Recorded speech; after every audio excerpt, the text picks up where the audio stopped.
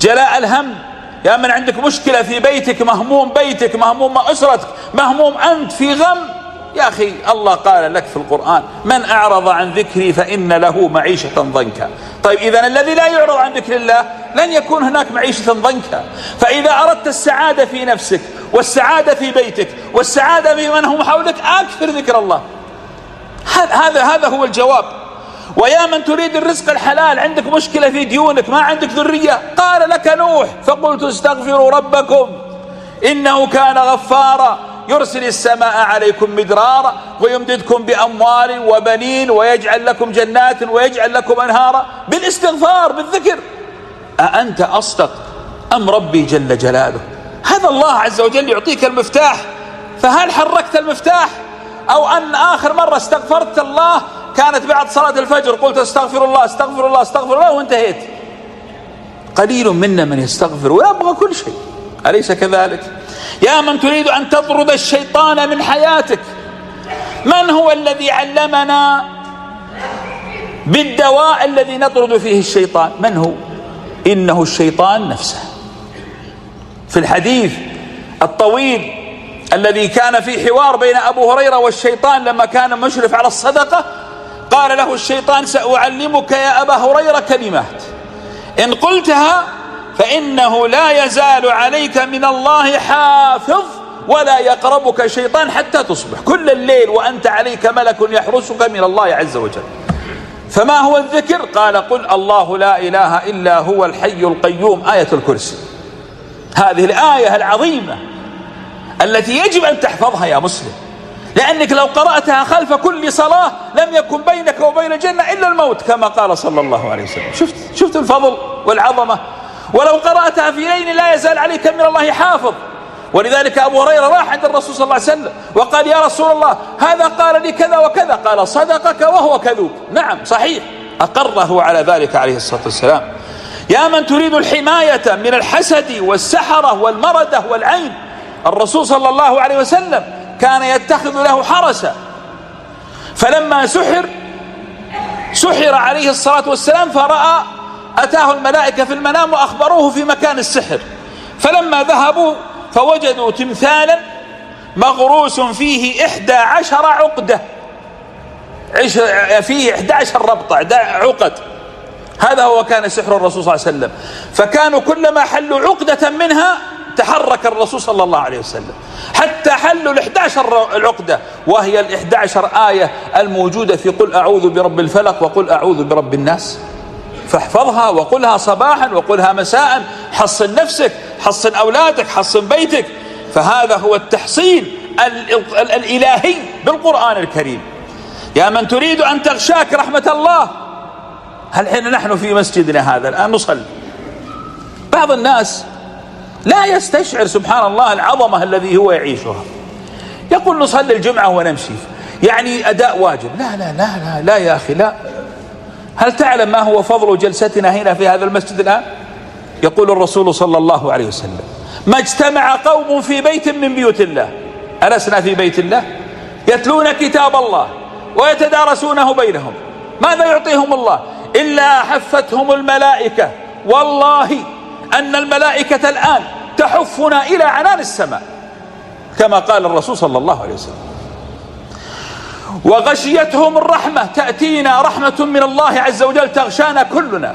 أسألك بالله، لو قيل لك، لو جاك ملك الموت الآن وقال لك أنا قابض روحك، ودك أقبض روحك الآن في المسجد ولا إذا خرجت؟ أين تتمنى؟ تقول لا يا أخي اقبض روحي بين هؤلاء القوم. لماذا؟ لأنهم نعم القوم الذين يشفعون لك عند الله عز وجل. ونزلت عليهم السكينة، الهدوء والراحة والاطمئنان، وأعظم من ذلك كله وذكرهم الله في من عنده. بعد شوي كلنا سنذكر في الملأ الأعلى عند الله عز وجل. هل استشعرت هذه العظمة ولا جاي تؤدي واجب بس؟ هذا دين يجب أن يعيش في داخل قلبك وتستشعره وتحس بلذته لكي تعرف لذة القرآن ولذة السنة ولذة الدين وتستمتع بهذا الدين. هذا الذي نريده. نريد أن نعيش الدين قلبا وقالبا، روحا نعيشها حتى أنفاسنا تتنفس بالدين. والله هنا تحس بالسعادة والطمأنينة ويبعد عنك كل شر. في الذكر هنا تأخذ الأجور المضاعفة. عمل يسير يعطيك أجور عظيمة. لماذا الرسول صلى الله عليه وسلم قال نحن الآخرون الأولون يوم القيامة؟ نحن آخر أمة لكننا ثلثي أهل الجنة. اللهم لك الحمد والشكر.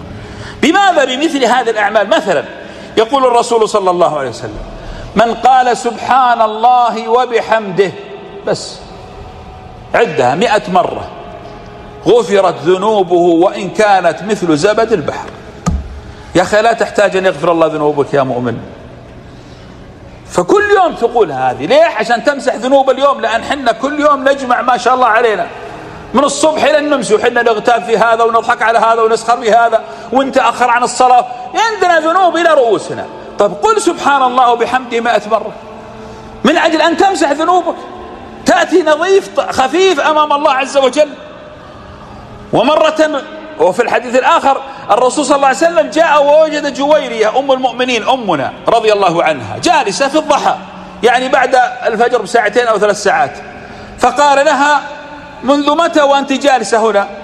قالت من بعد الفجر وأنا جالسة. قال ماذا تعمل؟ قالت أذكر الله، تسبح وتهلل. قال لقد قلت 4 كلمات لو قلتيها لوزنت كل الذي عملته من الفجر إلى 4 كلمات. احفظها: سبحان الله وبحمده عدد خلقه. أسألك بالله كم عدد خلق الله؟ كم في السماء من ملك، وكم في البحر من سمكة، وكم في الأرض من حشرة، وكم على الأرض من إنسان، وكم من الجن. كل هؤلاء خلق الله. فعندما تقول سبحان الله وبحمده عدد خلقه يدخل في ميزان حسناتك عدد خلق الله أجر. ليش تبخل على نفسك؟ الواحد منا يجلس عند الإشارة يصفر، ولا يقرأ اللوحات، مشغل عمره يقرأ لوحات السيارات من أولها لآخرها، ولا بس يغني.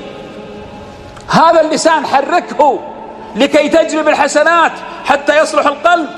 إبليس لا يريدك أن تذكر الله، لأنك ماذا يقول إبليس؟ يقول أهلكتهم بالذنوب فأهلكوني بلا إله إلا الله والاستغفار. اهلك شيطانك.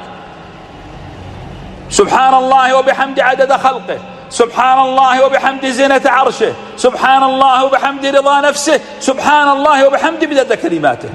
4 كلمات، وكل هذا الأجر يأتيك في ميزان حسناتك.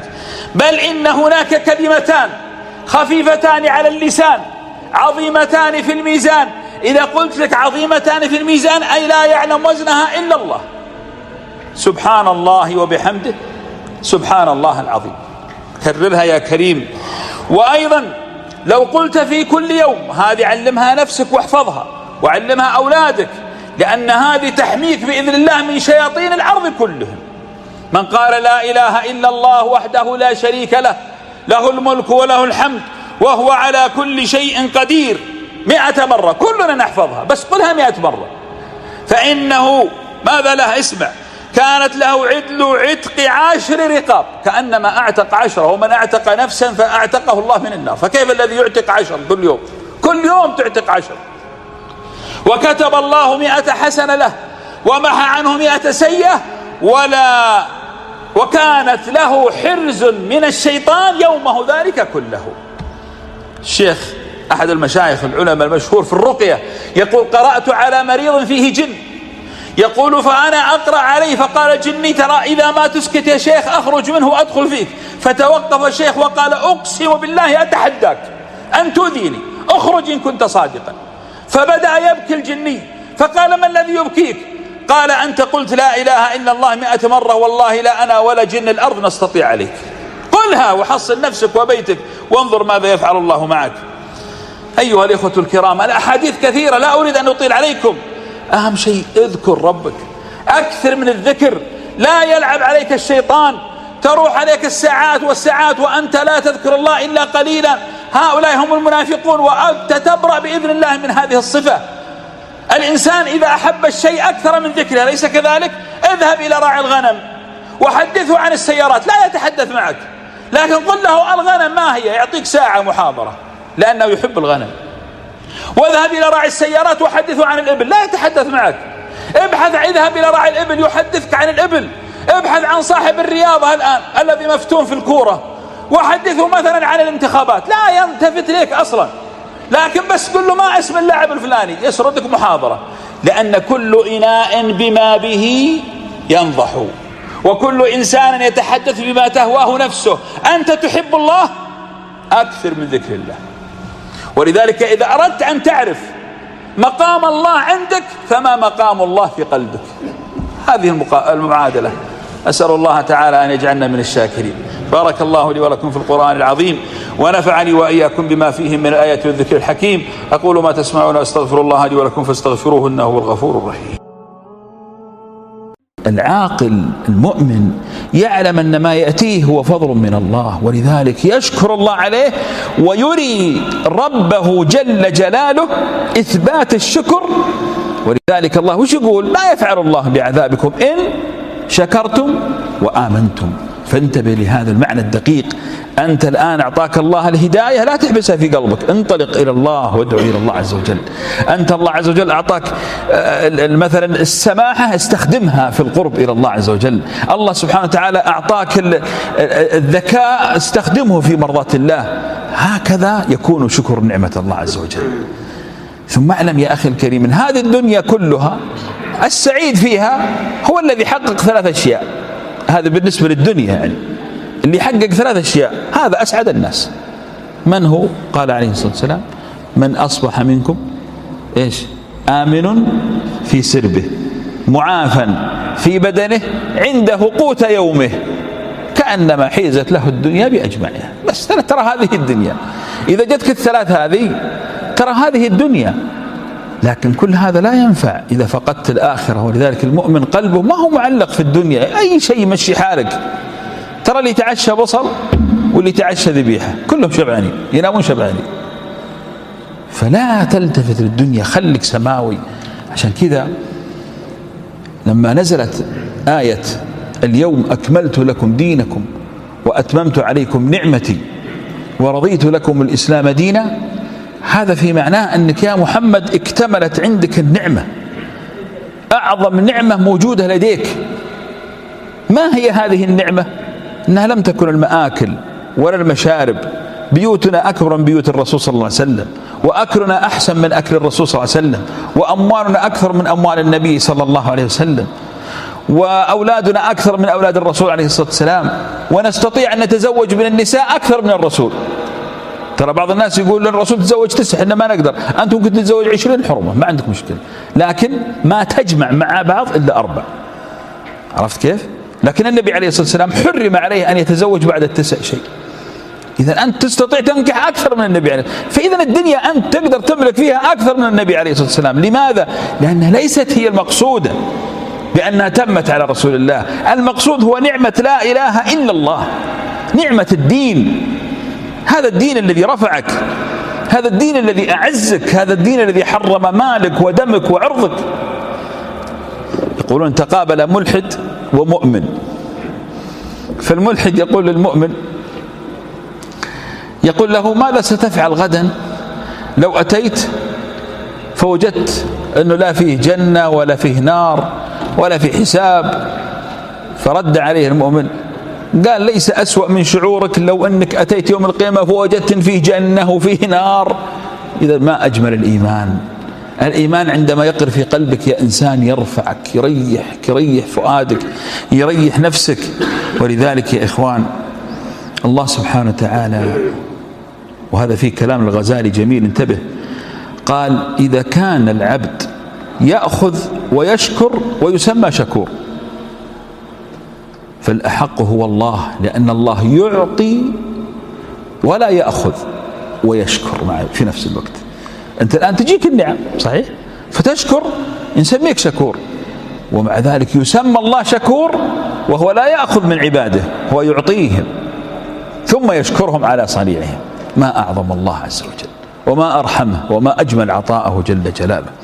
إذن يا إخوة نندفع إلى الله عز وجل ونقبل عليه ونستثمر كل نعمة أتتنا بالقرب إلى الله عز وجل، لأنه سبحانه وتعالى من جماله وعظمته أنه لا يستقل عملك. زوجتك وهي زوجتك لو تعطيها القليل زعلت منك، وانت اللي كارف الليل والنهار على شأنها.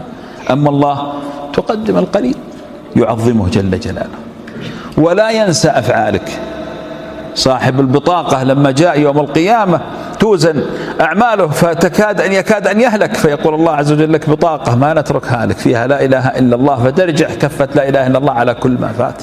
فهو لا ينسى أعمالك جل جلاله، بل إنه ينمي عطائك من فضله. الصدقة تنفقها في سبيل الله صادقة خالصة يقبلها الله بيمينه فينميها لك حتى يظلك في ظلها يوم لا ظل إلا ظل الله. من يفعل هذا إلا الشكور جل جلاله. بل حتى الذي تعلمه للناس لا يحرمك الله من فضله حتى بعد موتك. لذلك إذا مات ابن آدم انقطع عمله إلا الصدقة الجارية والعلم الذي ينتفع منه الناس. لماذا؟ لأن الله لا يضيع أجر المحسنين أبدا جل جلاله. الله سبحانه وتعالى إذا تركت شيء من أجله فإنه يشكر لك هذا الصنيع، يشكر لك هذا العمل. ولذلك الناس لا يدخلون الجنة يا أخوان بأعمالهم، يدخلون الجنة بفضل الله ورحمته. لما امرأة أسقت كلبا شكر الله صنيعها وأدخلها الجنة، ولما رجلا وجد غصن شوك فأبعده عن الناس شكر الله له صنيعه فأدخله الله الجنة. فيا أخواني يجب علينا أن نشكر الله عز وجل. وكيف الشكر؟ حال الناس في الشكر أحوال. أول شيء الرضا. كيف الرضا؟ العبد الشاكر يا أخوان اللي قلبه مليء بالشكر لله عز وجل دائما راضي، دائما راضي، جاء قليل جاء كثير راضي. وهذا لا يكون يا إخوة إلا لمن وفقه الله عز وجل. لأن العاقل المؤمن اللي مرتبط بالله، يعني الآن ايش يقولون في المثل؟ يقول وعين الرضا عن إيش؟ عن كل عيب كليلة، كما أن عين السخط تبدو المساوية. إذا في شخص تحبه أنت تلقاك تغفر زلاته ولا تنتبه لأخطائه لأنك تحبه. يا أخي الله كم فضله عليك يا أخي. إذن لماذا يأتي بعض الناس فلا يذكر إلا المصائب؟ يعني رجل مثلا تجد عنده دين مثلا، فتجد في هم وغم ونكد وضيقة صدر وحالته حالة. وش فيك يا أخي؟ يا أخي حياتي نكد، أنا في هم، أنا في غم، أنا في شقاء، أنا. طيب تعال وش عندك؟ وش مشكلتك؟ الدين؟ طيب كيف صحتك؟ لا والله الحمد لله. طيب كيف زوجتك؟ والله ما عليها أمورها طيبة. عيالك؟ والله أبشرك عندنا عيال. طيب عندك عد نعم الله يا أخي. ليش ما تأخذ إلا الشيء اللي أراد الله أن يبتليك فيه؟ الله عز وجل يقول نبلونكم بشيء، ما قال نبلوكم بالخوف، بشيء من الخوف والجوع ونقص من الأموال. ثم ماذا؟ إذا فصبرت وبشر الصابرين. فهو لا يضيعك. هذا دليل إيش؟ أنه يشكر منك الصبر ويعطيك مقابله الأجر. دائما يا أخي استشعر نعم الله دائم. ترى يا أخواني إذا قال الله كلمة فلازم تنتبه لها. قال الله وإن تعدوا نعمة الله لا تحصوها. والله لو تقعد تعد نعم الله عليك والله ما تحصيها. يقولون كان في شايب أصيب بحصر في البول أكرمكم الله، ما عاد استطاع أن يقضي حاجته، فأخذوا أولاده من المستشفى، جلس كم يوم ويتألم. فلما ذهب إلى المستشفى اضطروا أن يعملوا له عملية قسطرة لإخراج أكرمكم الله البول. فلما فرغوا منه البول ارتاح، فلما ارتاح جلس يبكي. قالوا ليش تبكي يا أبوي؟ الحمد لله الألم راح والمشكلة. قال أنا لي 80 سنة يا عيالي وربي مريحني من هالشغلة هذه. شوفوا يوم تعطلت لي يومين بس كيف صارت حالتي. الله أكبر، كم مرة ربي عز وجل ميسر أمورك وأنت ما تدري. الكلية الآن هذه روح للمستشفى عشان تشكر نعمة الصحة اللي معاك. كل 3 أيام هو رايح المستشفى يقعد 6 ساعات يدخلون الدم من هنا ويخرجونه من هنا من أجل أن يغسل مرة واحدة، وأنت الله أعطاك كلية تغسل دمك 36 مرة في اليوم. ما حاسبك الله عز وجل عليها ولا أنت اذكرها يا أخي. عندما تقوم من النوم الصباح فتجد أن الله أحياك لأنك كنت ميت في الليل، احمد الله، قل الحمد لله الذي أحياني بعدما أماتني ورد علي روحي وعافاني في جسدي وأذن لي بذكره. لماذا؟ لأن هذا هو الشكر، رحمة ربك. عندما تصبح وحولك أبنائك في أمن وأمان احمد الله واشكره. دائما استشعر النعمة دائما. إذا دخلت أكرمك الله دورة المياه أبغاك دائما تتذكر ذاك الشاب المعاق الذي قطعت يداه. كان في شاب ما عنده يدين، معاق، عنده إعاقة في يده، فأراد أن يذهب إلى الحمام.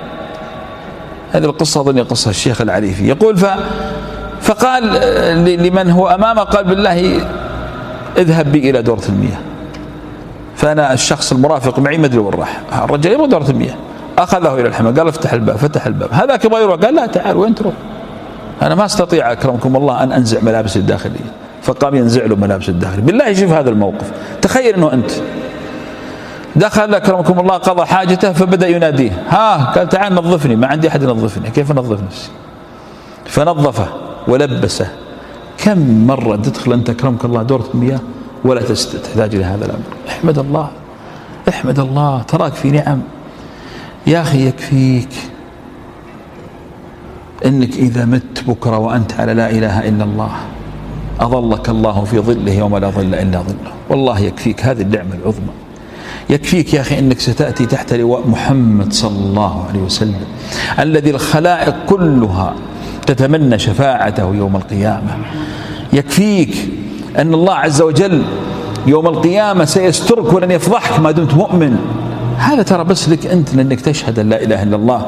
فإذا كل ما أصبحت أن تشهد أن لا إله إلا الله احمد الله واشكره وقل يا رب هذا فضلك. فالاعتراف بالفضل نوع من الشكر. وهكذا يكون يا إخوة أداؤنا لشكر نعمة الله عز وجل. إذن يا إخواني ربنا كريم، يأخذ منا قليل العمل ويعطينا مقابله كثير الأجر. تسبح الله تسبيحة فتأخذ مقابلها أجر لا حد لها. إذن ما المطلوب؟ المطلوب أن نستثمر هذه النعم في القرب إلى الله. خلاص ربي أعطاك عين، أعطاك إذن، هذه أعطاك إياها عارية وسيأخذها منك. لا تفكر أن عينك وإذنك ولسانك وهذه لك، ما هي لك، لأن لو لك تأخذها معك يوم القيامة. هل ستأتي بشكلك هذا يوم القيامة أنت؟ ما نجي وإشكالنا ذي نختلف. ولذلك أهل الجنة أطوالهم غير أطوال الموجودين الآن، ولا لا يا جماعة؟ وين راح طيبك العين والإذن؟ الروح بس هي اللي تبقى، أما الجسد ما هو لك. طيب ما دام الجسد ما هو لك وهو عارية من الله ونعمة من الله، أعطاك الله اللسان اللي يتكلم والعقل الذي يفكر، وأعطاك الله العلم وأعطاك الله الصحة، ما المطلوب؟ أن تعصيه؟ لا. فأسأل الله سبحانه وتعالى يا أحبابي أن يثبتنا على دينه وأن يجعلنا من الشاكرين. اللهم أعنا يا ربي على ذكرك وعلى شكرك وعلى حسن عبادتك. وشكرا وجزاكم الله خير على حسن استماعكم. صلى الله وسلم وبارك على نبينا محمد.